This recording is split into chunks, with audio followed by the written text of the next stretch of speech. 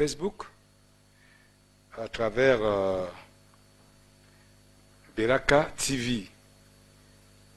Donc vous pourrez rentrer en Facebook et actionner Beraka TV. La cérémonie est déjà positionnée et passe depuis quelque temps sur Facebook. Merci.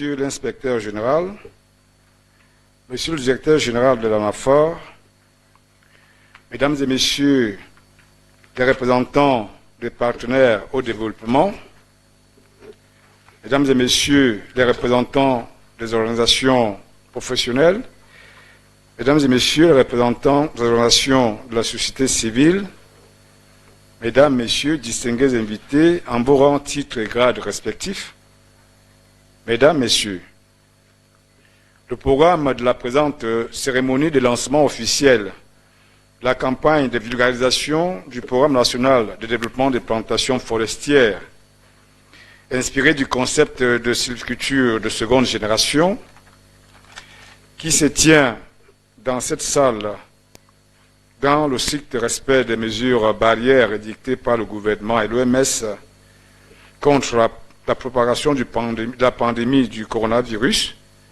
Cette cérémonie s'articule autour des points ci-après, à savoir la présentation d'un exposé sur la sylviculture de seconde génération, la présentation du contenu du Programme national de développement de plantations forestières, la présentation des directives nationales sur le reboisement, le discours de lancement officiel de la campagne de divulgation, la remise symbolique des documents édictés dans le cadre de la dite campagne, une séquence photo et un déjeuner offert par M. le ministre des Forêts et de la Faune, qui sera précédé bien sûr par une séquence d'interviews. Mesdames et Messieurs, nous voulons vous porter à votre connaissance que la présente cérémonie passe en direct sur Facebook via Beraka TV.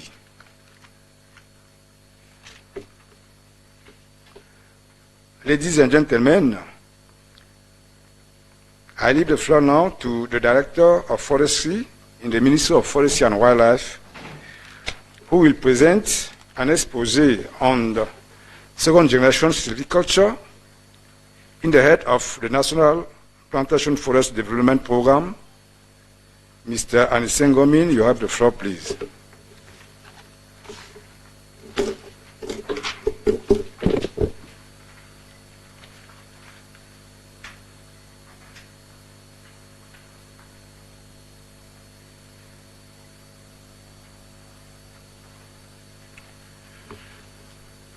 Excellences, Monsieur le Ministre, Mesdames et Messieurs, je vais me faire le devoir de nous entretenir sur la transition sylvicole qui est sous-tendue. Cela vient d'être annoncé par le protocole, sous-tendu par le concept de sylviculture de deuxième génération.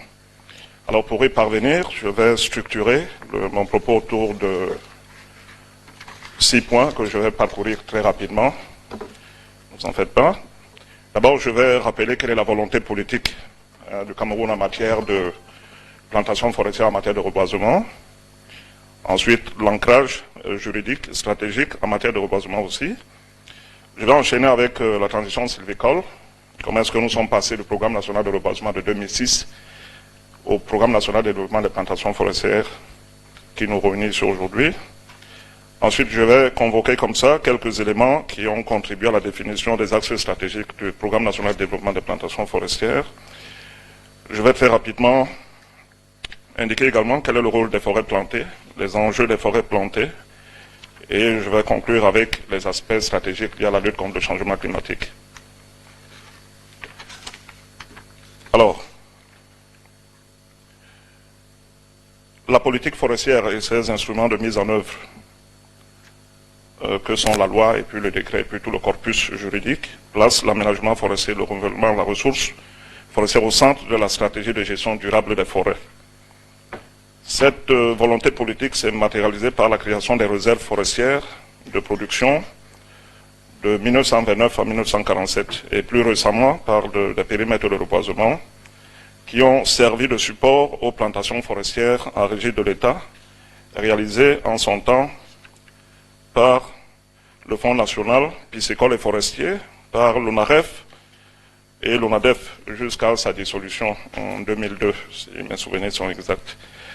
Alors, quelle en était la superficie totale? On l'évalue aujourd'hui autour de 731 407 hectares pour une superficie de plantation de 17 047 hectares avant la situation de référence de 2012 qui nous situe autour de 20 000 hectares. Il faudrait également dans ce contexte indiquer que l'État s'est désengagé d'un certain nombre d'activités avec l'avènement du programme d'ajustement structurel dans les années 90. L'État s'est désengagé du reboisement et s'est engagé finalement dans une politique de libéralisation. Donc c'est un mouvement global à l'époque et qui a touché aussi le reboisement. Donc l'État a arrêté, n'est-ce pas, avec les plantations forestières en régie. Et du coup, les réserves forestières et puis les périmètres de reboisement ont presque été livrés à ces périmètres de reboisement à eux-mêmes à partir de 2001, surtout avec la dissolution de l'ONADEF. En 2003, comme nous le savons, intervient la revue institutionnelle du sous-secteur forestier qui conduit à la création du programme sectoriel forêt-environnement de 2003, mais aussi avec comme à titre d'appendice, si vous voulez, le programme national de reboisement de 2006, lequel a envisagé, comme nous le savons tous, le transfert de gestion des réserves forestières et périmètres de reboisement à des tiers, tels que les communes et puis les privés, ainsi que des appuis financiers du Fonds spécial de développement forestier pour le reboisement.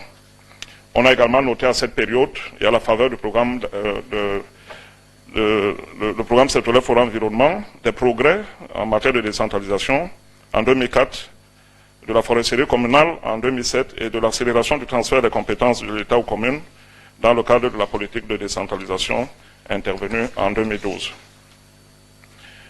Et pour cela, je vais convoquer quelques chiffres ici.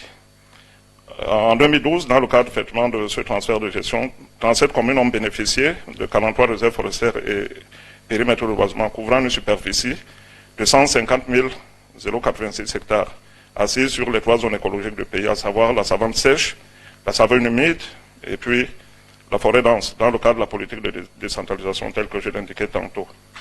Il y a également eu en 2015 le transfert de 19 entités forestières, donc réserves constituées des réserves forestières, des périmètres de reboisement et d'une UFA à l'ANAFOR, totalisant une superficie de 230 422 hectares. Alors, quelle est la vision stratégique, n'est-ce pas, du gouvernement en la matière? Elle est transcrite, comme nous savons, à l'époque dans le DSCE, aujourd'hui devenu Stratégie nationale de développement SND 30, mais aussi dans la stratégie 2020 du sous-secteur forêt et faune. Cette vision stratégique, faut-il le rappeler, promeut l'émergence et l'exploitation des plantations forestières au détriment des forêts naturelles, mais aussi l'organisation et l'encouragement des initiatives des particuliers, des associations, des partenaires de la société civile, etc., en faveur d'un développement durable et rationnel de l'environnement.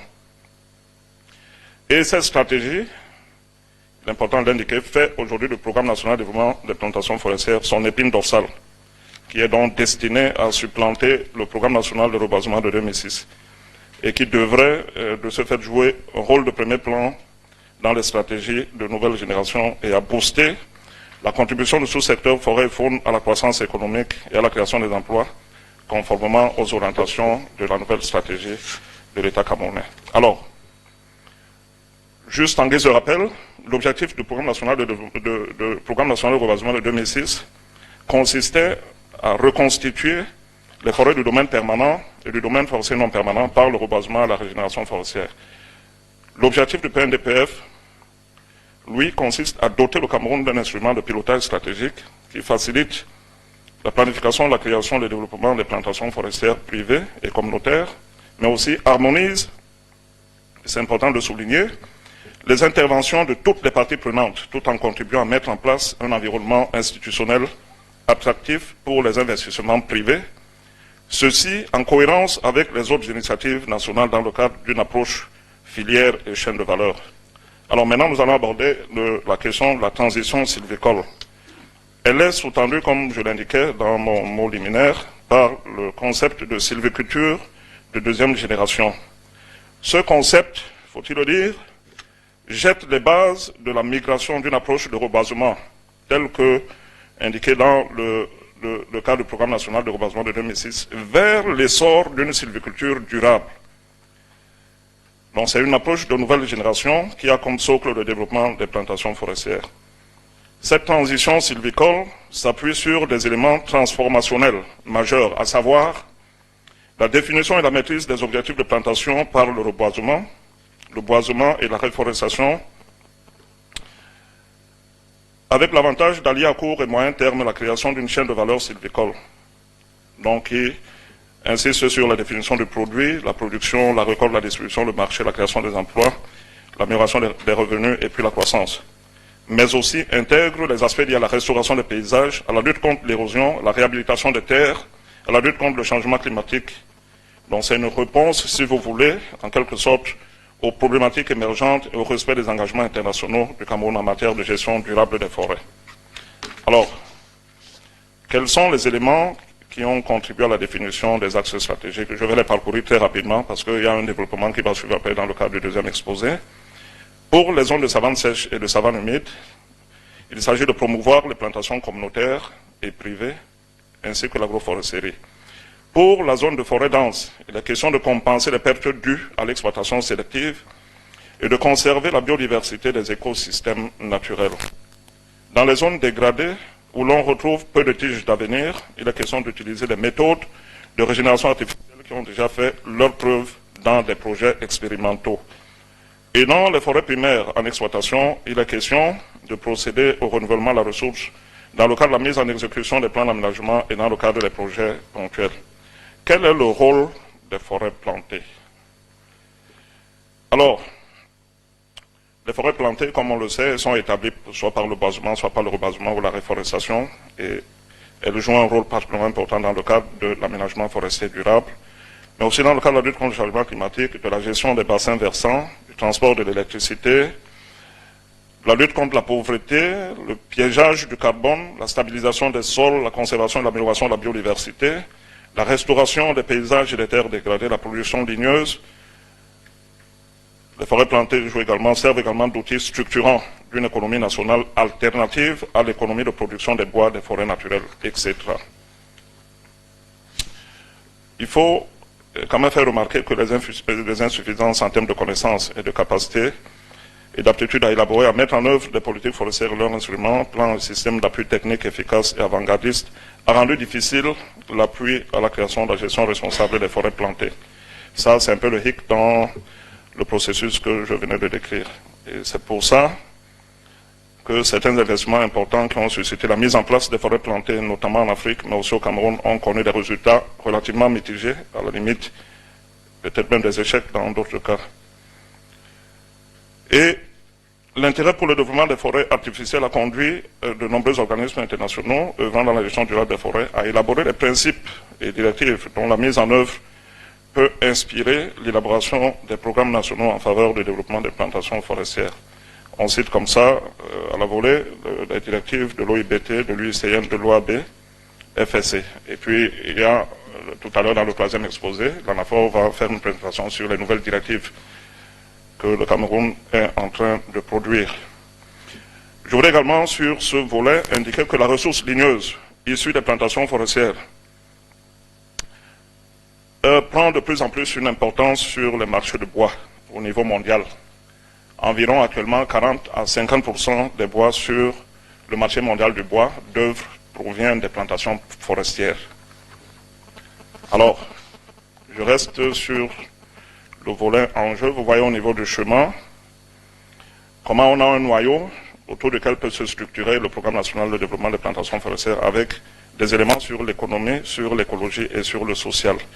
Sur le plan de l'économie, on voit qu'une filière peut être mise en place, une filière bois-industrie, une filière bois-énergie. On peut également intégrer les aspects carbone qui sont en vue actuellement.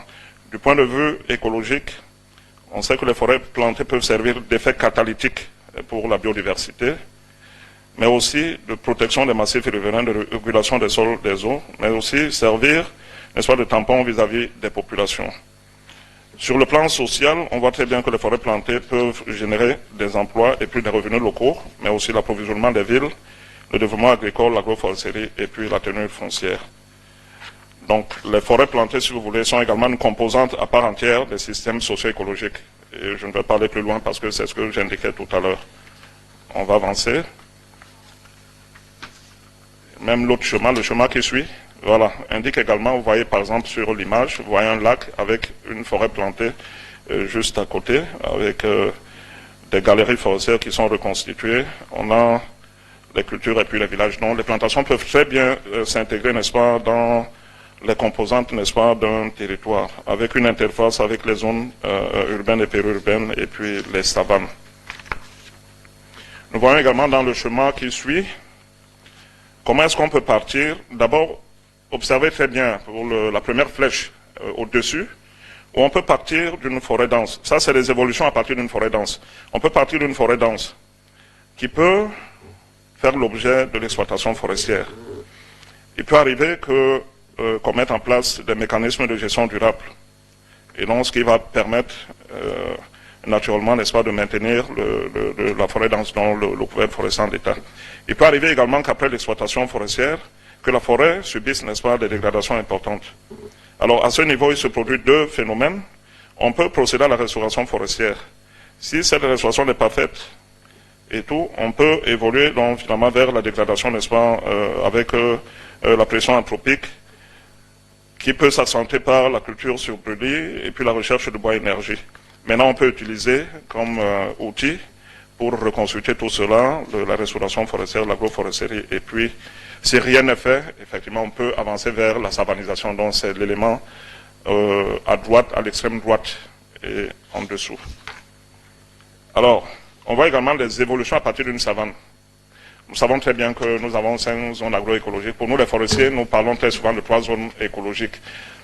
C'est plus facile pour nous. Donc, vous voyez également à partir de la Damawa, la zone de savane sèche, on peut partir d'une savane et réaliser des plantations forestières. On prend toujours le chemin de dessus. Et puis, on peut évoluer à partir d'une savane et grâce aux plantations forestières, évoluer vers une forêt naturelle, reconstituer une forêt naturelle. On peut également appliquer des techniques d'agroforesterie telles que je l'indiquais tout à l'heure. On peut également, à partir d'une savane, mettre en place des plantations à vocation industrielle.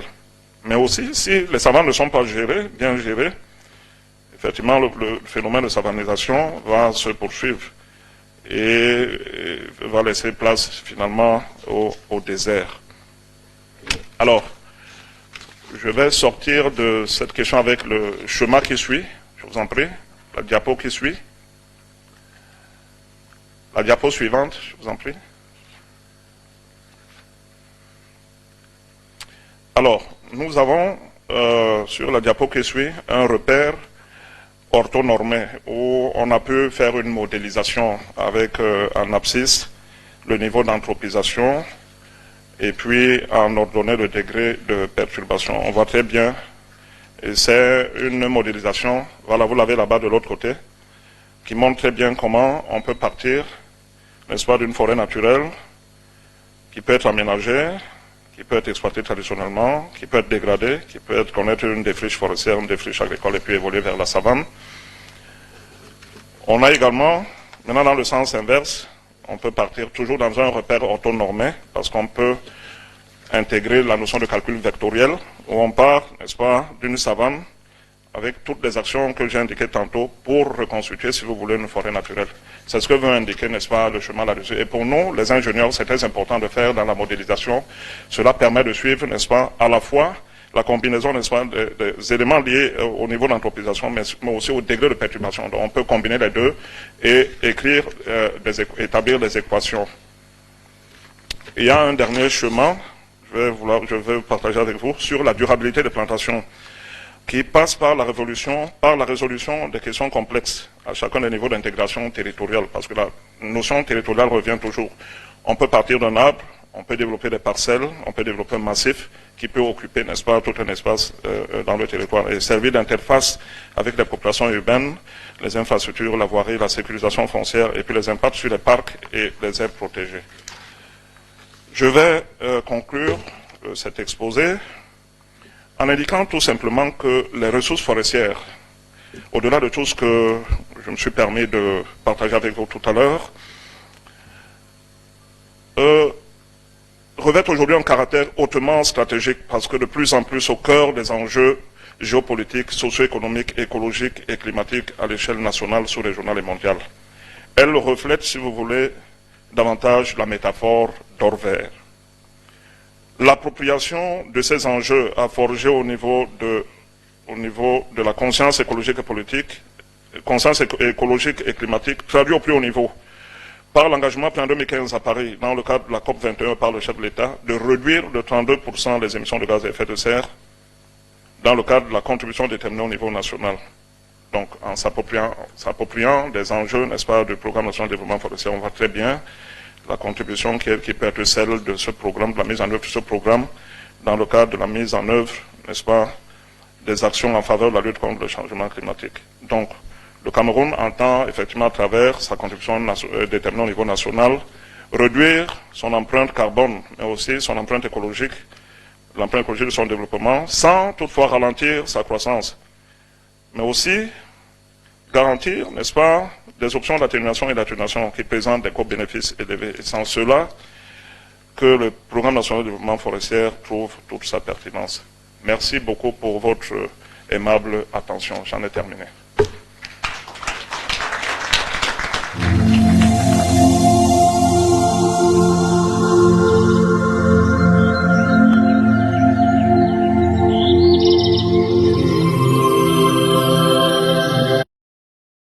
National Plantations Forest Development Program by Mr. Salomon Bellinga, the head of the unit in charge of silviculture in the Ministry of Forestry and Wildlife.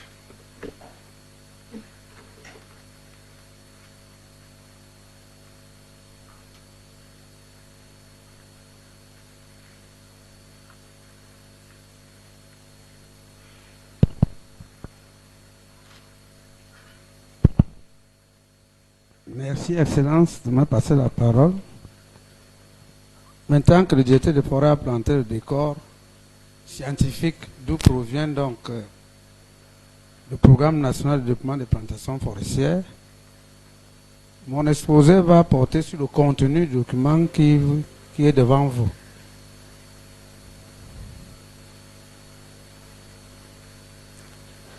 Petit problème technique.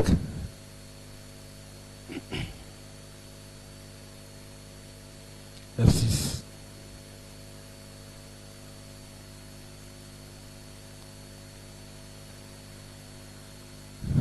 Je disais que mon exposé va porter sur le contenu dès lors que le décor scientifique a déjà été planté d'où provient le programme national de développement des plantations forestières. Le contenu du document qui vous a été distribué porte sur 10 points. Il y a d'abord le contexte que le directeur de forêt a déjà rappelé. L'ancrage juridique aussi a fait déjà l'objet d'un rappel par le directeur des forêts. Il y a une partie dans le document que vous avez distribué portant sur la clarification de quelques concepts clés. Il y a la vision et les objectifs du programme. Quelle est la stratégie de mise en œuvre du programme? Le dispositif institutionnel qui encadre sa mise en œuvre, de suivi et élaboration. Quels sont les acteurs de mise en œuvre de ce programme? Quels sont les impacts attendus du programme national de développement des plantations forestières? Comment est financé le programme et quelques techniques de plantation proposées, déjà évoquées aussi par le directeur des forêts. On avance.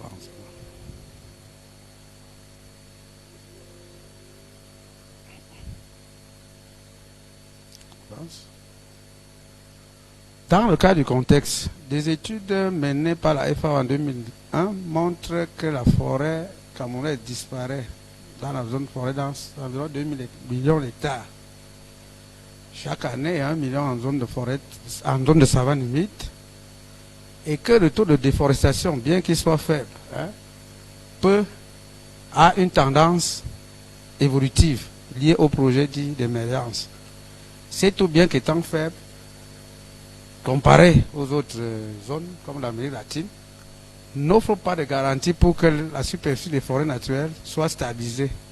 Surtout qu'avec la combinaison de plusieurs facteurs qui interagissent, en l'occurrence les exploitations minières, l'agriculture, l'élevage, la recherche du bois de chauffe, l'urbanisation anarchique, on n'est pas sûr que la superficie des forêts naturelles pourra être garantie.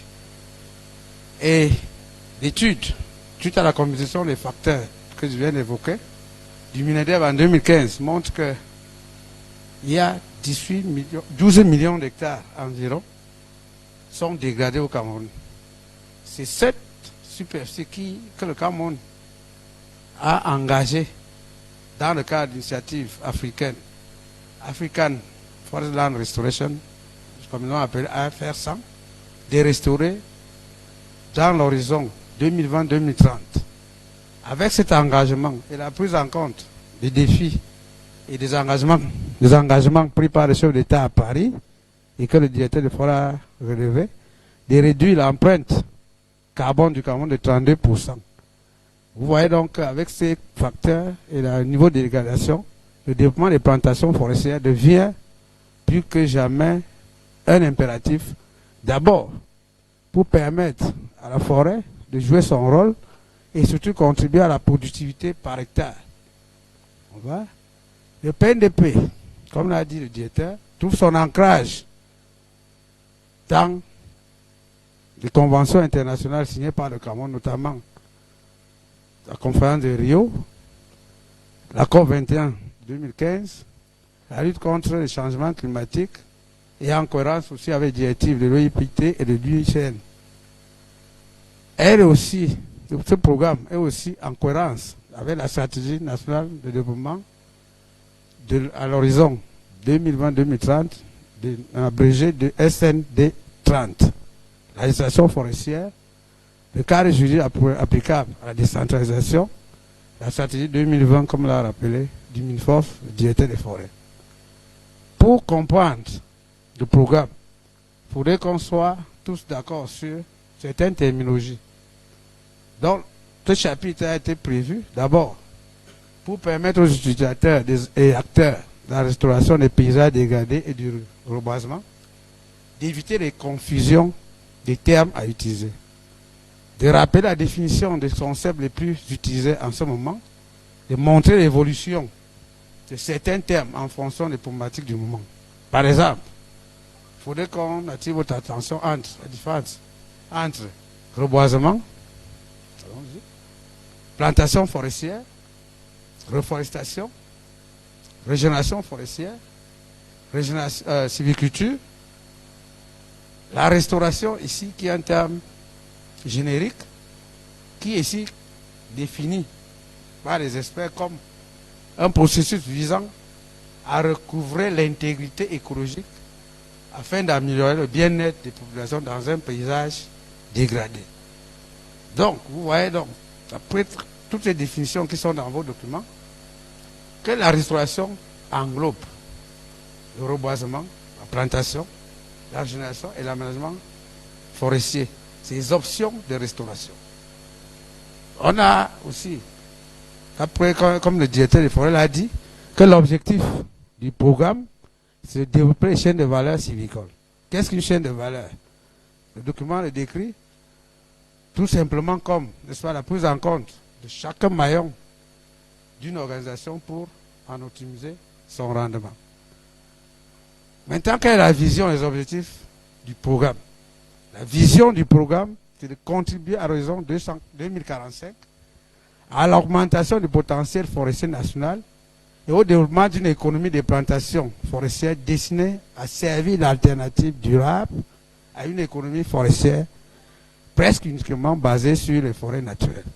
Son objectif global, c'est de doter le Cameroun, comme le directeur l'a dit, d'un instrument de pilotage stratégique qui fallait d'abord la planification, la création et le développement des plantations forestières, tout en harmonisant toutes les interventions de toutes les parties prenantes et en contribuant à mettre en place un environnement institutionnel attractif pour les investissements privés, bien évidemment en cohérence avec d'autres initiatives nationales. Sur le plan opérationnel, le programme vise à promouvoir l'émergence et l'exploitation des forêts, l'exploitation des plantations forestières à travers la mise en place de 40 000 hectares de forêt par an pendant 25 ans, soit 1 million d'hectares jusqu'à l'horizon 2045, et l'accompagnement des acteurs de la chaîne des valeurs de la filière sylvicole. Il est structuré en 5 axes stratégiques, dont le premier porte sur la pollution ligneuse et pollution autre que le bois d'œuvre, de services de chauffe, valorisation des produits bois et développement des chaînes de valeur civicole. L'axe 2 porte sur la protection et la fourniture de services écosystémiques autres que l'approvisionnement, par exemple la récréation. L'axe 3, c'est la restauration des paysages et terres dégradées. L'axe 4 porte sur la recherche, la formation, le renforcement des capacités. Et l'autre, le dernier, non le moindre, sur le montage institutionnel, la gouvernance et la prise en compte de l'aspect genre.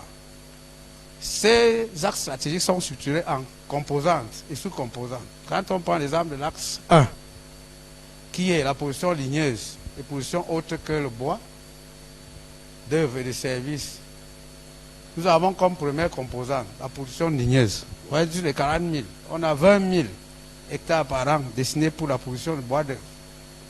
Bois ligneuse. Donc, la sous-composance, il y a la production de bois d'œuvre, production de bois de service, production de pêche, production d'hydroénergie, par exemple bois de chauffe. La composante 2, production de produits industriels autres que le bois, par exemple la résine, l'alcool, la pâte à papier, production destinée aux écosystèmes aux systèmes agroalimentaires. Il y a le bambou et le rotin. Il y a, surtout dans les 40 000, voilà comment on a réparti les 40 000 hectares. Il y a, on a dit 20 000 pour le bois, production ligneuse, 5 000 pour les produits autres que le bois d'œuvre, le bois, en matière ligneuse. Il y a la production autre que des besoins humains. Il y a pour l'alimentation, la pharmacopée, ça porte sur 5 000 hectares. Et puis maintenant, développement la chaîne de valeur. Parce que vous voulez, il fallait qu'on réponde à la question. Les 40 000, est-ce que c'est seulement pour les plantations de bois d'œuvre? Voilà, on a pensé à tout le rôle que peut jouer une plantation forestière. C'est la même chose que l'axe 2, l'axe 3, l'axe 4 et l'axe 5. Quelle est la stratégie de mise en œuvre du programme? Le programme national de plantation forestière est axé sur l'élaboration des projets, des micro-projets, en fonction des besoins des bénéficiaires des zones agroécologiques. Pour être éligible, le projet ou le micro-projet mis en œuvre doit appartenir aux bénéficiaires. Les bénéficiaires ici sont les communes, les communautés, associations, GIC, groupements des civiculteurs, les coopératives, les opérateurs privés qui sont préalablement identifiés. Les postulants au programme doivent être détenteurs d'un titre de propriété sur l'espace dédié à la plantation et fournir toutes les garanties que cet espace ne fera pas l'objet d'un changement d'utilisation. Ça, c'était l'erreur de l'ancien programme.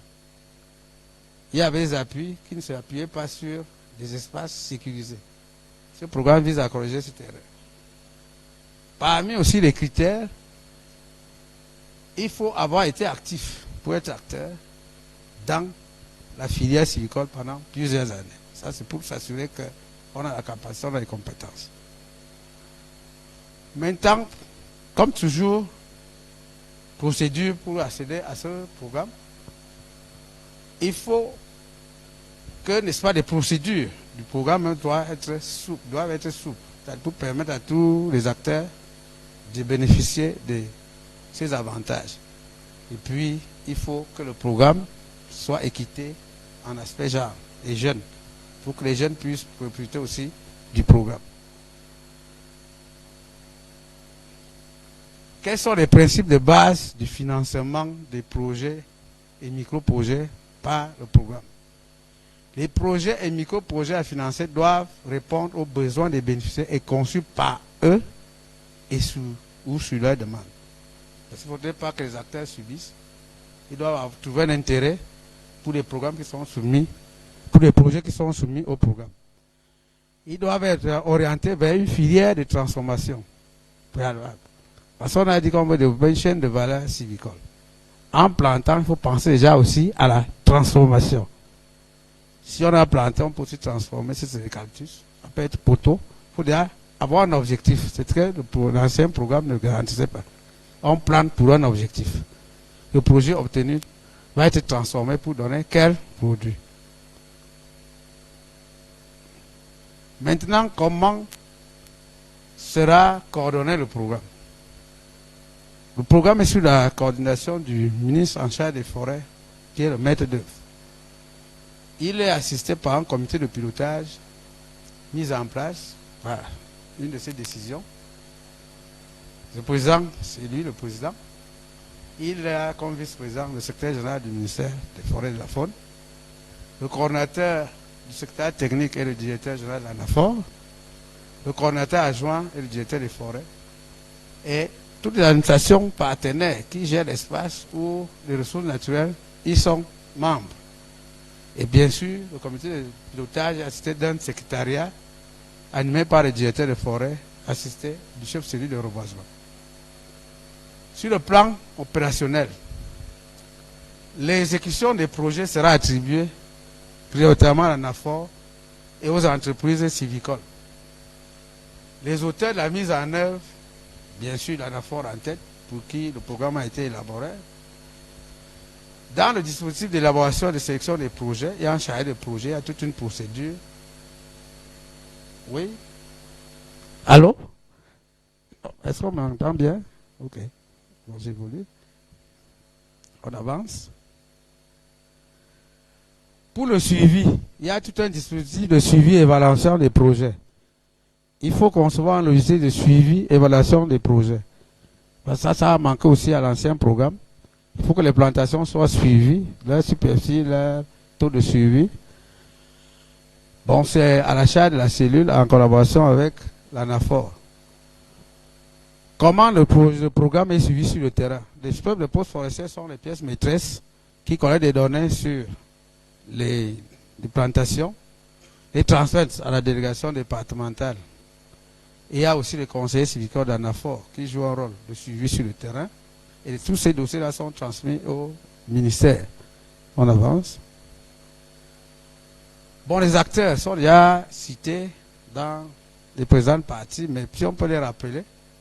Le MINFOF en est le maître d'œuvre et les ministères partenaires. Il y a les MINEPIA, il y a la recherche, il y a ceci. Il y a aussi les acteurs non étatiques, les communautés, les autorités traditionnelles, le secteur privé, la société civile, les partenaires au développement, ainsi de suite. Maintenant, quel est l'impact du programme national de développement des plantations forestières? On va essayer d'évaluer un peu les avantages en termes de... D'abord, le coût. Son coût de mise en œuvre est très lourd. Il est estimé à 115 milliards de poussières.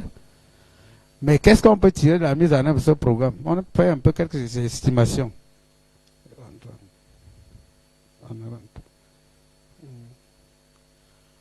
Une plantation forestière, pour la mettre en place, on a, après les coûts analytiques de l'ANAFOR, un hectare de plantation coûte 1 million de francs CFA, environ, par rapport aux zones écologiques.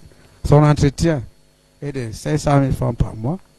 Pour une plantation forestière, il faut l'entretenir pendant 4 ans, c'est-à-dire assurer les regards. Donc le coût total de mise en œuvre est de 3 millions environ pour que l'arbre puisse se débrouiller seul. Après 4 ans, l'arbre peut déjà se débrouiller seul en forêt. Maintenant, comment est-ce qu'on peut gagner?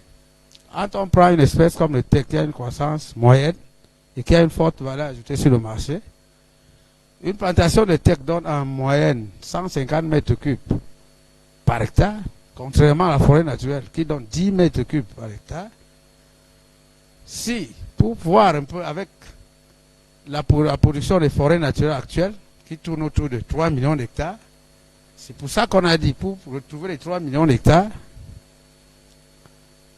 avec les 20 000 hectares de production ligneuse, on a trouvé que les 3 millions d'hectares en plantation peuvent voilà 20 000 hectares. Et en avançant, madame, si on prend 150 mètres cubes par hectare, soit 20 000 hectares, la cible, et qu'en moyenne, le prix d'un mètre cube, 250 000 francs, vous voyez la mise en œuvre du programme peut nous générer 750 milliards de francs CFA par an. Ça, c'est l'impact sur le plan financier. Sur le plan social, comme l'a rappelé le directeur, il y a les emplois. Il y a une chaîne de valeur qui est développée. Sur le plan économique, le BIP, la contribution des forêts au produit intérieur brut sera améliorée. Et puis, sur le plan local, avec les emplois générés, il y a un développement local. Sur le plan environnemental, le directeur l'a dit, ça freine l'érosion génétique. Ça veut dire qu'on a des explications, restauration des forêts dégradées, protection des bassins versants. Il a donné toute une liste des impacts. Et sur le plan culturel, il y a la conservation de la biodiversité va conserver le rôle culturel de certaines espèces importantes. Les sources de financement identifiées, il y a le budget d'investissement public, il y a le budget des collectivités territoriales décentralisées qui doit être mis à contribution, il y a le fonds spécial de développement des forêts, il y a certaines recettes qui peuvent provenir de l'exploitation forestière, il y a les sources de financement extérieures qui peuvent aussi permettre de récolter. Comme le directeur des forêts l'a dit, les plantations peuvent servir à plusieurs objectifs en fonction des situations. Nous avons quelques pratiques ici, sur les terrains agricoles, quel est l'objectif? Ça peut restaurer la fertilité, ça peut restaurer la productivité, ça peut satisfaire les besoins de subsistance. Maintenant, il y a des options qui s'offrent à nous. On peut protéger, on peut conserver soit le sol et les eaux, on peut générer de façon naturelle, on peut planter par enrichissement, on peut planter en plein, on peut faire des opérations d'agroforesterie en fonction du paysage, en fonction des objectifs visés. C'est tout le contenu dont je viens de vous présenter l'économie, c'est ça que je m'arrête. Je vous prie et vous remercie pour votre aimable attention.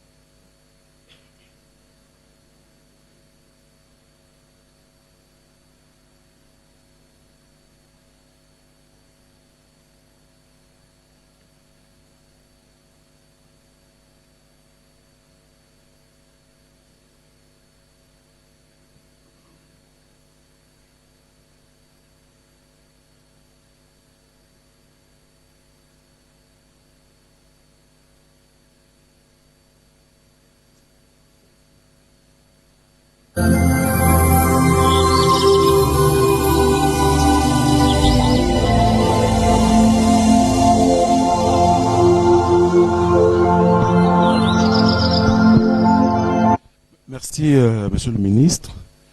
Je pense qu'il était parfaitement indiqué au moment où le programme national de vente plantation effectue son épiphanie, que très rapidement également, qu'on associe à ça l'instrument qui va permettre qu'on suive sa mise en œuvre.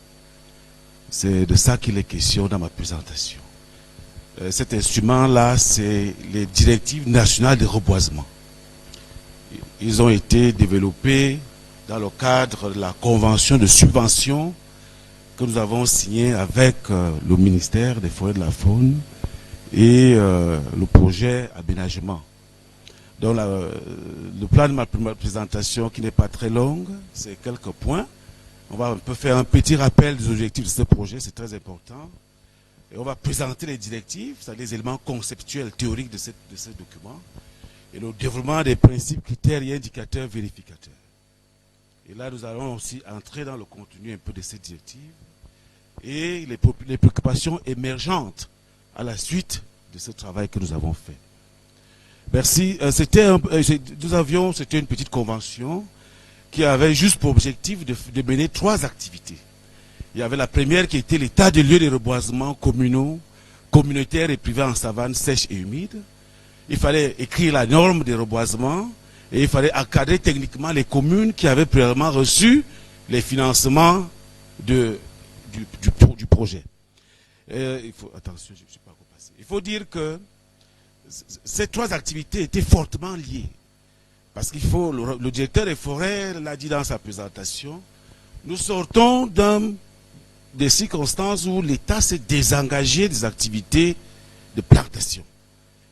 À l'ONADEF, après nous exécutions les plantations en régie. Mais dans l'État dit, je ne fais plus, mais je fais faire. Il décide donc que c'est les communautés, c'est les privés, c'est les particuliers qui vont dorénavant conduire les activités de gestion. Donc quand nous venons réaliser cet état de lieu, nous sommes après 2006 où d'importantes ressources ont déjà été destinées aux populations au cadre du PNR. Il fallait donc aller faire l'état de lieu en zone de savane sèche et humide pour voir si les acteurs à qui l'État a décidé la cession de ces activités se sont appropriés. Et malheureusement, monsieur le ministre, votre illustre prédécesseur qui avait suivi cette présentation, lors d'une réunion de coordination des services centraux et déconcentrés, avait arrêté les travaux. Parce que la situation était un peu déplorable. C'est-à-dire qu'on s'est rendu compte que ces acteurs-là n'étaient pas assez appropriés la vision de l'État. On va voir, peut-être il y a des raisons à ça. Maintenant, la deuxième grande activité était la norme de reboisement. C'est celle qu'on a présentée aujourd'hui. Et vous allez voir pourquoi nous passons du terme qui était prévu au départ, norme, au terme directive. Parce qu'il y a eu beaucoup d'échanges à ce propos. Et la troisième activité, c'est l'encadrement technique des communautés, des privés et des particuliers. Mais là, le projet lui-même a changé et il nous a circonscrit tout simplement à certaines petites communes qui sont restées 5, la commune de Tonga, de Fumba, de Ngeme, de Koza et de Menganga. Voilà un peu ce que nous devions faire dans le cadre de cette activité qui, très honnêtement, à l'instant où je veux parler, est supposée être achevée, mais il y avait encore quelques activités restantes parce que nous sommes un peu désolés que vous n'allez pas voir la mouture des directives par avec vous, parce que nous avons reçu des instructions fermes de la coordination du projet de ne plus mobiliser les fonds de ce compte-là. Malheureusement, on ne peut plus. Merci. Maintenant, au niveau des directives en elles-mêmes, nous avions eu, il faut rappeler que c'est la direction de la cellule de reboisement à l'époque, peut-être le directeur des forêts d'aujourd'hui, qui élabore ces thèmes de référence. Mais maintenant, ces thèmes de référence nous parviennent. Ils font quand même l'objet d'échanges sérieux. On ne sait pas s'il faut faire une norme d'intervention directe ou alors une norme d'évaluation. Parce que la norme d'intervention, ce que certains acteurs voulaient, c'est de savoir que quand on veut planter, il y a le métrage, on dit non. Les forestiers que nous sommes, il y a le memento du forestier. À l'intérieur du memento du forestier, il y a toutes ces espèces-là. Nous avons les fiches techniques qui ont tous ces éléments de plantation. Nous avons, pour certains, des sylvicultures en zone savane, c'est dernièrement encore avec l'appui de l'Allemagne, il y a eu des directives, c'est pas moi, un manuel de plantation en zone savane sèche. Ça, c'est des instruments opérationnels qui existent et qui, d'ailleurs, tout dernièrement encore, il y a eu un guide pratique de plantation en zone de forêt. Donc, des éléments opérationnels, il en existe. On a donc convenu que non, l'ANAFOR étant une structure d'appui, elle-même ne devant plus planter dans l'esprit de la réforme, parce que l'État a décidé de faire faire, de laisser faire. Donc nous-mêmes aussi, on devait développer des instruments d'appui. Et l'un des premiers instruments d'appui, dans ce cadre-ci, il fallait que nous ayons nous-mêmes un instrument qui permet à l'État de suivre une politique forestière. Et nous avons aujourd'hui le programme national devant le Parlement, qui est une politique. Maintenant, il va falloir suivre sa mise en œuvre à travers donc cette directive que l'ANAFOR a essayé d'élaborer.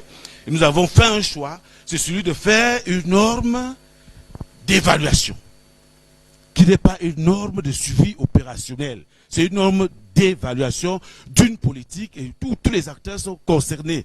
Et le PNDF pour nous est une opportunité.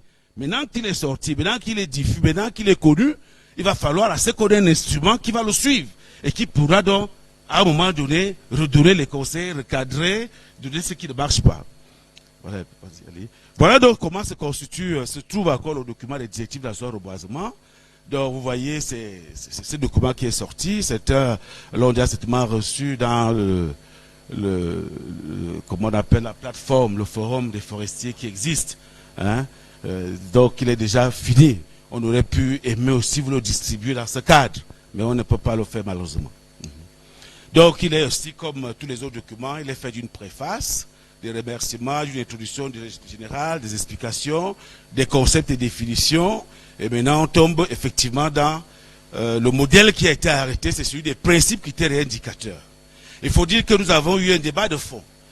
Il y avait les PCI OAB, les PCI du GNT. On a été obligé d'associer et de retenir un set. Parce que le PCI, il faut dire les PCI de l'OAB, on connaît, il y a le principe politique, le principe économique, technique et social. Mais dans ce cadre, si on est un peu ouvert pour mettre la plantation dans certaines zones agroécologiques au niveau des principes, vous allez comprendre de quoi il s'agit. Et il y a une bibliographie. Allons-y. Donc voilà un peu ce qui s'est passé. La norme, la directive que nous avons maintenant est constituée de maillages. Parce que les PCI, OAB ou EBT sont faits de 4 principes. Et le GNT a développé, lui, les vérificateurs. Parce que le Cameroun a la différence des forêts, des PCI, des forêts de production. Les PCI, des forêts de production, se développent dans le cadre de l'activité de production forestière, s'exécute déjà. Tous les acteurs sont mis en place. Les opérateurs économiques, l'exploitation. Donc il est tout simplement question d'un compromis de gestion durable entre acteurs. Mais maintenant, dans le cas des PCI, des plantations, l'activité n'est même pas. Donc les acteurs, même encore, que nous parlons là, sont encore embryonnaires. Donc ils sont élaborés dans le cadre de ce travail-ci, dans une perspective prospective. Parce qu'il faut, certaines choses n'existent pas, mais il faut les créer pour que demain, elles en existent. Pour que demain, quand on va faire les plantations forestières, qu'on se base sur des choses concrètes et réelles. Allez-y. Donc, tout ce document, le CDP, c'est des plantations, malheureusement, nous avons 8 principes. Hein. Nous nous retrouvons avec 34 critères et en termes d'indicateurs, nous avons 234 indicateurs. C'est ce document-là qui va nous permettre à ce qu'on puisse évaluer le programme national de plantation forestière. Allons-y. Donc, je reviens quand même sur quelques principes pour qu'on s'accorde. Donc, le principe 1, c'est le principe politique. Dans tous les documents, c'est le principe politique. L'État lui doit s'évaluer. Parce que si certains éléments ne sont pas mis en place au niveau institutionnel, au niveau stratégique, rien ne va se faire sur le terrain. Est-ce que, comme le collègue Belling a dit aujourd'hui, est-ce que la question foncière est réglée? Est-ce que la question financière est réglée? Est-ce que la question de la semence est réglée? C'est la question de la recherche. Parce qu'on ne peut pas faire une politique de plantation sans la recherche fondamentale. Est-ce qu'elles sont réglées? Ça, c'est les éléments qui sont réglés au niveau institutionnel. Est-ce que la loi, est-ce que les décrets, est-ce que les arrêtés permettent à ce que l'activité se déploie au niveau du terrain? Ça, si le principe 1, rien n'est fait à ce niveau-là, on va se rendre compte que rien ne peut se faire au niveau de la constitution, au niveau du terrain. Donc le principe 2, 3 et 4 et 5 peuvent être agglomérés, mais nous avons éclaté pour que la plantation forestière en zone de forêt dense soit érigée à un niveau de principe. Parce que nous, ici, à la différence de mon collègue, le directeur des forêts, moi, l'enjeu ici est un enjeu économique. Le ministère des Forêts s'appelle dans certains départements, dans certains pays, ministère de l'économie forestière. Donc quand on fait une demande de plantation, c'est une perspective économique. Donc, ici, principe de la plantation en zone de forêt dense, c'est une question de renouvellement de la ressource. Plantation en zone de savane humide, c'est un problème de bois de service, et plantation en zone de savane, c'est une question de bois d'énergie. Ça, il faut, et cette problématique-là doit être prise en compte, et on a pris un nouveau principe qui est le principe 5, qui est la foresterie urbaine. Parce qu'elle aussi doit exister comme principe. Il faut qu'on plante en ville. Les questions de bois, les questions de ceci, toutes ces questions-là, d'espace vert, doivent être érigées en principe. Maintenant, bien évidemment, les enjeux environnementaux sont aussi prévus ici, même comme pour nous, les enjeux environnementaux, pour nous, sont des impacts. Parce que quand on plante pour le renouvellement de la ressource, le même arbre qui séquestre le carbone. Ça, c'est clair. Mais il n'a pas été planté pour séquestrer le carbone, mais il a été planté pour renouveler la ressource. Donc, on a ce principe environnemental qui existe ici. Et les enjeux socio-économiques de la création et du développement des plantations forestières ne doivent pas être des enjeux marginaux. Ils sont ici réglés en principe parce que la plantation forestière est un investissement. La plantation forestière est une économie. La plantation forestière doit donc être prise comme... Parce que ici, nous mettons ces enjeux pour différencier très rapidement l'arboriculture de la sylviculture. Il faut qu'on différencie ces deux aspects. Donc ici, nous sommes dans la civiculture. Mais planter un arbre, les gens peuvent planter un arbre dans leur maison, ça c'est pour eux. Mais quand l'État décide de s'investir, nous sommes en civiculture. Et maintenant, le suivi des plantations est aussi prévu. Vas-y. Il y a donc des questions préoccupantes et émergentes qui apparaissent à la suite de ces directives. La première préoccupation émergente, il faut insérer la définition de plantation forestière dans le corpus juridique. Qu'est-ce que le département du ministère des Forêts définit comme plantation? Parce que dans les directives, nous on a fait une proposition de plantation pour dire c'est une superficie minimale d'un seul tenant arrêtée par l'administration en charge des forêts avec une densité précise à l'hectare différenciée par zone écologique. Soit on est en zone de savane sèche, soit on est en zone de forêt dense, soit on est en zone de savane humide. Et là on est sûr, on sait où on va. Parce que les états de lieux que nous avons parlé au début, monsieur le ministre, on trouvait des choses aberrantes. Vous voyez quelqu'un qui a 2 arbres et qui a reçu les appuis. On dit, non, ben, sur la base de quoi cette personne a reçu les appuis. Alors que, donc il va falloir qu'on définisse nous-mêmes ce que c'est qu'une plantation. En deçà duquel, quand tu fais ton truc, c'est de l'arboriculture. Et le ministère ne peut pas intervenir en deçà de cette superficie minimale qu'elle aura décidé. Donc, vraiment, moi, je pense que dans cette directive, donc, c'est un peu, il faut définir ce que c'est qu'une unité de plantation forestière. On ne peut plus fonctionner de cette manière qu'on ne connaît pas. Au niveau de la forêt de production, on a tout défini. On a défini l'UFA, on a défini l'UFE, on a défini la scène de coupe, il y a même des parcelles d'inventaire. On dit, mais pourquoi pas dans le domaine des plantations? Ça dit qu'on évolue comme ça. Non, ici, nous, on a défini ce que c'est qu'une unité de plantation, il faut qu'on la définisse avec une superficie, une densité et... Ok, allez-y. Et on a encore défini la parcelle de plantation, la plus petite unité opérationnelle. Que quand on parle de parcelle, on est où? Il y a des définitions fortes qu'il faut encore prendre, même dans le projet de la loi, le décret. Qu'est-ce que l'administration forestière appelle pépinière? Nous devons avoir une pépinière arrêtée standardisée. Parce que les petites conditions que nous avons eues à l'école, à côté d'un cours d'eau, à côté de ceci, on dit non, il faut une pépinière standardisée. À défaut de ça, la personne est dans l'arboriculture. On ne s'en occupe pas. Donc voilà un peu les questions émergentes. Et puis, comme nous avons dit, la plantation forestière dans le cadre de cette directive est un investissement. Et un investissement, nous devons élaborer les projets à la lumière du décret du Premier ministre portant sur la maturation des projets. On ne peut plus, parce que le cas de notre collègue Béliga parle, est-ce que la terre, est-ce que ceci, tout ça est prévu dans les éléments de maturation. Il faut sécuriser l'espace, il faut indemniser les populations, c'est un projet d'investissement.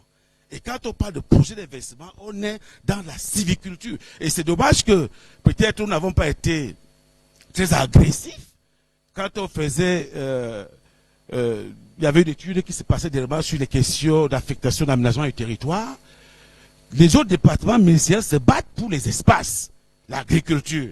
Il fallait aussi, c'est à ce cadre-là qu'il fallait se battre pour les espaces à la civiculture, pour dire que c'est ici. Sinon, comment on va faire avec le PDF sans avoir sécurisé l'espace?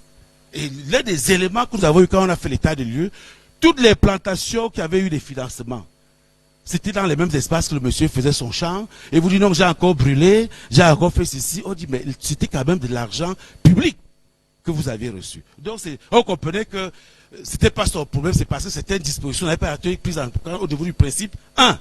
C'est-à-dire que régler ces questions financières et les questions de l'espace. Donc, il y a les ressources financières, il y a les incitations à la plantation, la sécurité foncière, le positionnement à la recherche, la propriété de l'arbre et la fréquence d'évaluation partant des DNR. J'ai bien dit, ce n'est pas un document de contrôle, c'est un document d'évaluation. Donc on peut évaluer toute politique forestière peut-être tous les 5 ans ou tous les 6 ans, mais ça, ce n'est pas un document de contrôle que nous avons fait. Voilà un peu ce que je voulais dire. Peut-être je ne suis pas en train d'expliquer de manière technique. Je suis sûr que c'est nous tous nous comprenons de quoi il s'agit. Je vous remercie, monsieur le ministre.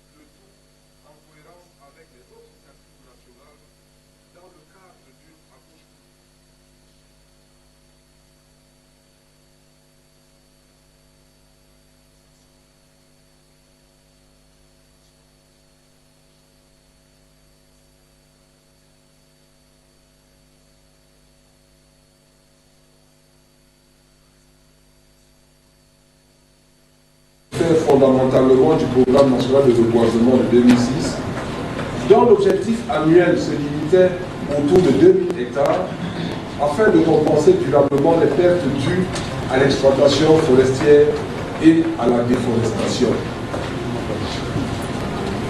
Mesdames et messieurs, s'agissant du renouvellement de la ressource, notre démarche s'inscrit dans le cadre du processus d'opérationnalisation du concept de sylviculture de deuxième génération qui sous-tend la transition sylvicole au Cameroun et dont les principaux objectifs et leviers sont notamment d'accroître la surface forestière nationale, de développer des chaînes de valeur, de parvenir à une économie sylvicole durable, créatrice d'emplois et de croissance, alternative à la production du bois d'œuvre issu des forêts naturelles et susceptible de contribuer à l'atteinte des objectifs nationaux de lutte contre les changements climatiques et de restauration des paysages et terres dégradées.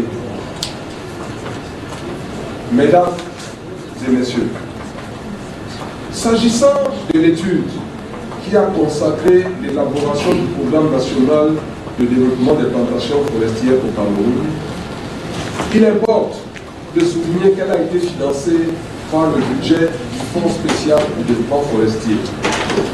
Cette étude a connu toutes les étapes classiques habituelles, conformes aux exigences contractuelles d'une prestation de cette nature, et s'est soldée par un atelier de validation du document à l'hôtel Sawa, Douala, du 18 au 20 décembre 2019. Et comme vous pouvez le constater, le programme national de développement des plantations forestières au Cameroun, qui en est le résultat d'un long processus multidisciplinaire dont les premières ébauches de référence datent de 2009, à l'effet de supplanter, comme je le disais précédemment, le programme national de reboisement de 2006 qui, on l'a constaté, était devenu obsolète. Vous comprendrez donc pourquoi cette nouvelle vision interpelle la responsabilité historique qui est la nôtre, celle de réussir la mise en œuvre des activités de ce programme, dont le document sera mis à la disposition d'un grand nombre d'acteurs grâce à l'appui financier de la coopération allemande à travers la KfW qui a permis sa traduction en anglais et sa multiplication en plusieurs exemplaires. Il est prévu que ce programme, dont la mise en œuvre a commencé en 2020 pour une durée de vie de 25 ans, que ce programme, disais-je, fasse l'objet d'une révision tous les 5 ans afin de le réévaluer et de le redynamiser. Ladies and gentlemen, having reached this point, I would like to hand a copy of this reference document and its summary to some key actors in prelude to its wide distribution. They are ANAFOR, to whom the private and community plantation forest development program constitutes the very purpose of its road map. Mutual Fund, which ensured the translation, reproduction, and dissemination of NPFDP document and its summary. Representatives of sectorial ministries concerned with issues of climate change, planning, regional development, and natural resource management. Representatives of decentralized territorial authorities, to which some MINFOF competencies have been transferred, notably in the area of reforestation, with the case of councils, and to which some are in the process of being transferred with the case of regions. Officials of MINFOF decentralized services. May I wish you all good understanding of the document for a successful implementation of the National Plantation Forest Development Program in Cameroon. Long live Cameroon and its prestigious leader, His Excellency Paul Biya. Je vous remercie de votre bienveillante attention.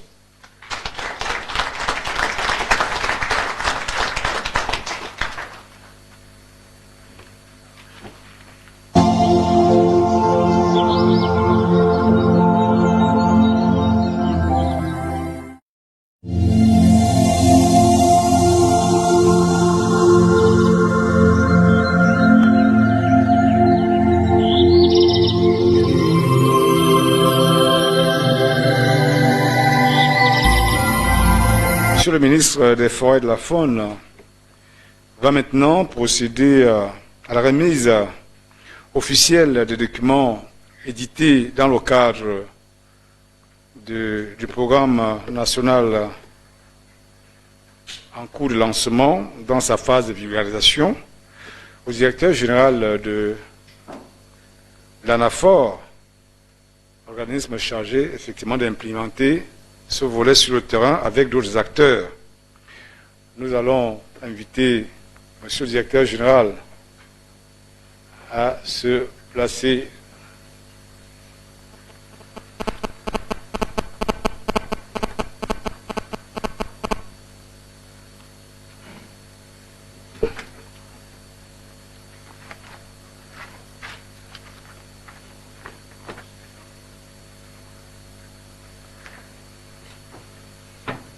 devant le ministre et recevoir donc officiellement les 10 documents.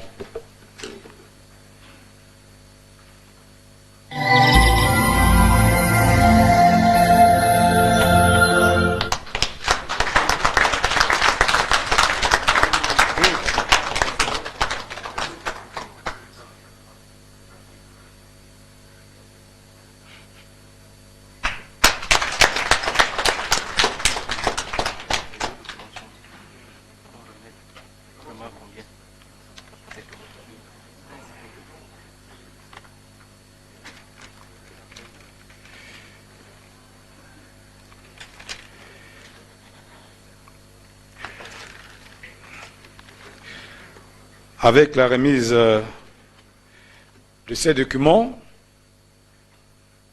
nous arrivons au terme de notre cérémonie en vous précisant que Monsieur le ministre des Forêts et de la Faune a autorisé que les campagnes de divulgation s'étendent jusqu'au fond de nos villages et contrées à travers les délégations régionales qui vont prendre le relais.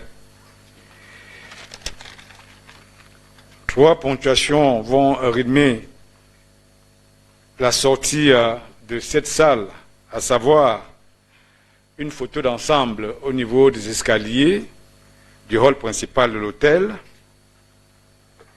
les interviews que donnera le directeur des forêts et le déjeuner que Monsieur le ministre des Forêts et de la Faune offre en cette circonstance solennelle. Pour ce qui est donc de la première ponctuation, nous allons inviter les personnalités assises au niveau du parterre à bien vouloir se positionner au niveau des escaliers sur la conduite du protocole. Le panel ministériel les retrouvera juste après leur positionnement. Pour ce qui est des interviews, Monsieur le directeur des forêts est disponible pour ce qui est de la presse ici largement représentée.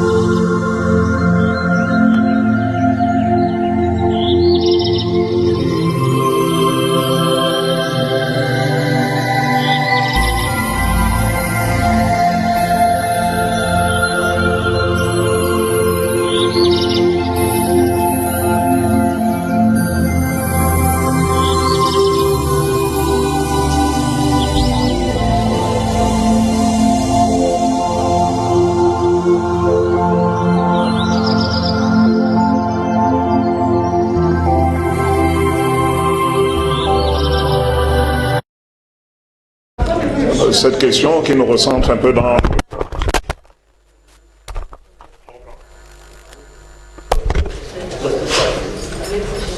Alors, merci Madame pour votre question.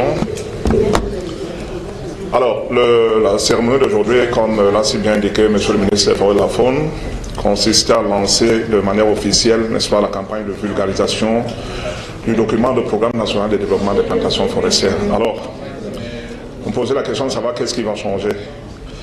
Nous avons indiqué tout au long des exposés que nous avons proposé tout à l'heure que le programme national de développement des plantations forestières est un nouvel instrument de pilotage stratégique, n'est-ce pas, en matière de reboisement et de renouvellement de la ressource forestière. N'oublions pas que nos forêts sont confrontés à un phénomène de dégradation et de déforestation. Et si nous entendons les gérer durablement, il est aussi important, au-delà, n'est-ce pas, de l'aménagement forestier, d'implémenter également des actions en faveur, n'est-ce pas, du renouvellement de la ressource à travers le reboisement, à travers la régénération forestière, à travers le boisement. Donc, c'est ça l'enjeu en réalité aujourd'hui de ce nouveau programme national de développement des plantations forestières. Mais nous avons également indiqué que ce programme, il supplante, n'est-ce pas, l'ancien programme national de reboisement de 2006 qui était devenu obsolète. Pourquoi? Parce que il ne s'intéressait à un moment donné qu'au reboisement et il n'y avait rien de structurel, de structurant, n'est-ce pas, derrière. Aujourd'hui, nous nous engageons dans le nouveau programme de développement des plantations forestières qui, lui, n'est-ce pas, est l'épine dorsale, si vous voulez, de la transition sylvicole au Cameroun, qui nous permet donc de passer du programme national de reboisement de 2006 à ce nouveau programme et qui est assis, n'est-ce pas, sur un concept, celui de sylviculture de deuxième génération au Cameroun. Donc, il met en avant, si vous voulez, la notion de chaîne de valeur. La chaîne de valeur, c'est quoi? C'est un maillon, si vous voulez, qui commence par la production, par l'exploitation, par la transformation, par le marché, par la création des emplois. Mais aussi tout cela mis ensemble contribue, comme je l'ai indiqué pour ceux qui étaient là dans l'exposé que j'ai présenté. Il y a un gros enjeu aujourd'hui, celui de la lutte contre le changement climatique, qui implique, si vous voulez, des actions en matière d'adaptation et puis d'atténuation. Et le reboisement, le développement des plantations forestières contribue effectivement à apporter une réponse, n'est-ce pas, par rapport à cet engagement fort qui a été pris par le chef d'État lui-même en 2015 à Paris, dans le cadre de la COP 21. Donc voilà un peu l'enjeu global, n'est-ce pas, autour de ce nouveau programme. Et il est fédérateur, parce que comme M. le ministre vous l'a si bien indiqué tout à l'heure, c'est également un cadre de mise en cohérence, n'est-ce pas, de toutes les autres initiatives en faveur du renouvellement de la ressource. Donc, à côté, n'est-ce pas, de cet instrument, il y a également les directives qui sont proposées, n'est-ce pas, et qui vont contribuer effectivement à l'évaluation, n'est-ce pas, de cette politique de renouvellement de la ressource. Donc voilà de manière ramassée ce que je peux dire par rapport à la question que vous venez de poser. Monsieur le Président, est-ce qu'il y aura une adéquation entre la coupe abusive et le reboisement? Alors, quand vous parlez de coupe abusive, peut-être je ne partage pas entièrement cette vision-là qui voudrait laisser croire que nos forêts ne sont pas bien gérées. Non. Il y a une imagerie populaire qui voudrait laisser croire lorsqu'on voit les camions passer. Je voudrais indiquer que le Cameroun sert également, n'est-ce pas, de lieu de passage de bois, n'est-ce pas, issus des pays voisins qui n'ont pas une ouverture, n'est-ce pas, au niveau des façades maritimes, au niveau de la mer. Actuellement, je vais vous donner des chiffres, nous avons 22,5 millions d'hectares de forêt en réalité. Et sur les 22,5 millions d'hectares de forêt, environ 14 millions sont exploitables. Je peux vous assurer que nous prélevons environ 1 à 2 arbres à l'hectare chaque année. Et la superficie moyenne annuelle mise en exploitation, c'est surtout autour de 350 à 400 000 hectares chaque année. Donc faites le ratio par rapport aux 14 millions d'hectares qui sont exploitables. Cela vous donne, n'est-ce pas, une indication de ce que nos forêts ne sont pas surexploitées. Un autre indicateur en matière de suivi, n'est-ce pas, de couvert forestier.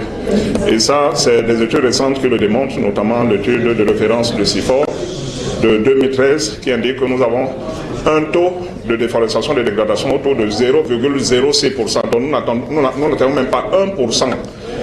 Et ce taux nous situe parmi, n'est-ce pas, les pays qui réalisent, n'est-ce pas, le plus faible taux de déforestation et de dégradation au niveau des 3 bassins, n'est-ce pas, écologiques mondiaux, notamment le bassin du Congo, mais aussi le bassin d'Asie du Sud-Est et puis le bassin d'Amazonie. Donc il n'y a rien à craindre. Je vous prends un exemple, ce n'est pas pour faire insulte aux pays voisins, mais vous avez des pays tels que la RDC qui vous font 1,2, n'est-ce pas, de taux de déforestation et puis de dégradation. Donc nous ne sommes pas si mal que ça et nous pensons que la forêt camerounaise, elle est bien gérée. Seulement ce que je vous ai dit, vous savez que l'exploitation forestière perturbe quand même en moyenne 5 à 10% du couvert végétal. Je dis bien perturbe, ne dégage pas, ne détruit pas. Ce qui détruit davantage la forêt, c'est les activités agricoles. Je voudrais vous indiquer également que nous avons fait des simulations dans le cadre d'une étude de référence conduite par le CIFOR, que si on met en place, effectivement, il y a à ce niveau peut-être dans le cadre de la prospective, il peut y avoir une crainte. Si on met en œuvre les projets d'émergence du chef de l'État à travers l'agriculture de deuxième génération, effectivement, ça peut impacter, n'est-ce pas, sérieusement le couvert forestier. Il y a également toutes les autres infrastructures, telles que le chemin de fer de Mbalam. Vous avez également l'exploitation minière et puis vous avez toutes les autres sources de dégradation. On peut s'en inquiéter, mais il y a des techniques, n'est-ce pas, pour maîtriser, pour contrôler, n'est-ce pas, ces impacts au niveau du couvert forestier. Donc maintenant, le programme, où est-ce qu'il se situe? Je l'ai dit tantôt, le programme sur les 40 000 hectares, n'est-ce pas, d'objectifs de plantation annuelle, vous en avez au moins 20 000 hectares, si les moyens le permettent, comme l'a si bien indiqué M. le ministre des Forêts et de la Faune, qui vont contribuer à compenser, si vous voulez, les pertes dues à l'exploitation forestière. Je voudrais ici indiquer que nous avons autour de 3 millions, si vous voulez, de mètres cubes de bois produits chaque année. Et si on va avoir l'équivalent en termes de superficie, n'est-ce pas, forestière, ça nous renvoie autour de 20 000 hectares.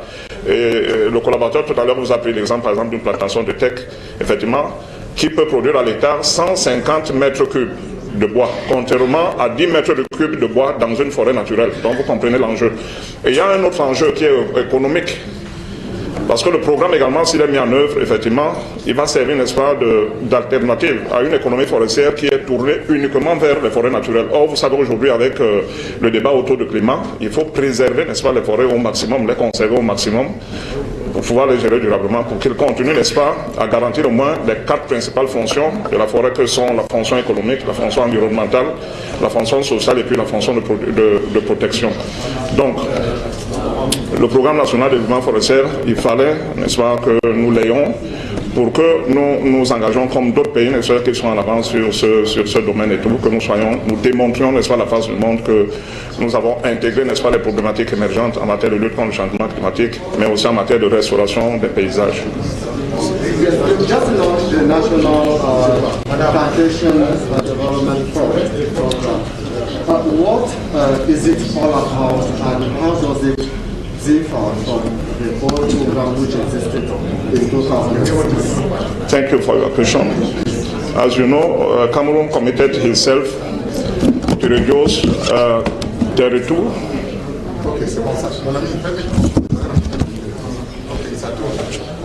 So, as you know, Cameroon committed itself to reduce about 32% for its gas oil effects concerning the fight against climate change. And as you know, this requires strong actions in terms of reforestation.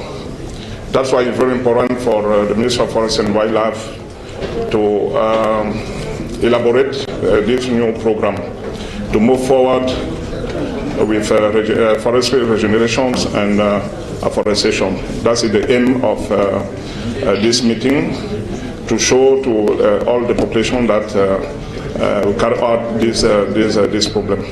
Thank you.